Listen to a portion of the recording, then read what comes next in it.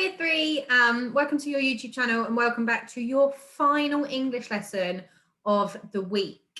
So as always, let me share my slides and we can work through this all together. Okay, so what we're going to be focusing on today is editing and improving the traditional tale that we have written this week. We've done so much writing this week and I'm so impressed with the amount of work that everyone has produced and sent in. What we now need to do, as always, is read it back through, edit and improve it. So we're going to do a couple of bits together and then I'm going to leave you to go off and have a go at editing, improving on your own. So the learning intention for today is to write sentences by rereading what you have written to check that it makes sense. Most importantly, we're going to reread sentences, check they make sense. We're going to spot some mistakes. And then, of course, we're going to correct the mistakes. When we write something down, it's really important that other people can understand it. Mistakes make it really hard for other people to understand what we mean when we are writing. Now, it is very common for us to make mistakes in our writing. As you've seen, as I've been doing my writing, there's mistakes that I've done because we get so invested in getting our ideas down on the paper that we lose sort of some of the mistakes, maybe capital letters, full stops, and sense really. Okay. So you are going to be teachers today and you are going to spot the mistakes in the sentences in my PowerPoint. So I hope you're all ready to role play being teachers and role play spotting all these mistakes. I'm sure you're going to be amazing. So we're looking for missing word mistakes here. In this sentence, some of the words have been missed out and it doesn't make sense. Can you add the word so it makes sense? Last week, I to the park. Last week, I to the park. Please, can you write that sentence down incorrectly and then edit it so then it is correct? Of course, last week, I went to the park. So the missing word was went. Well done if you had got that one correct. Should we move on? Spelling mistakes. Now, that's a really big one. Quite often when we're in school, lots of people say, I don't know how to spell that. And I say, well, why don't you go and look in a dictionary, look in a word mat? You could ask somebody else, sound it out. There's lots of other things. Rather than just asking your grown up at home for the spelling, think about where you could find the answer for yourself first. Can you spot and correct the spelling mistake in this sentence? They like going to the seaside. Oh, I've spotted 2. Can you spot any?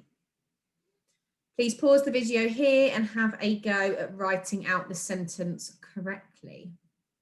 Okay, hopefully you have all done that now by now. They like going to the seaside. You could see there they had muddled up they and going, hadn't they? They'd sounded it out, whereas we know they and going are tricky words, go and they. So if we're thinking about grammatical mistakes now, let's have a look.